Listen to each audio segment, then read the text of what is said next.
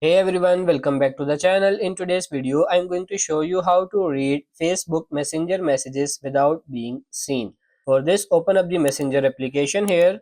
Now tap on these three bars in the top left and then this gear icon in the top right. From here, you have to tap on this active status and make sure this is toggled off.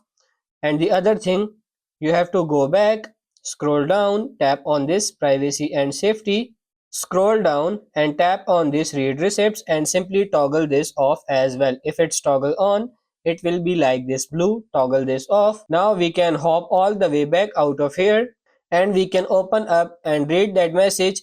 And if you go back, tap and hold on it, tap on this mark as unread and you can go back and turn on read receipts and active status after you have done that and it won't be marked as read. So that's pretty much it for this video. I hope this video was helpful. If it is, like it and subscribe to the channel. Thank you.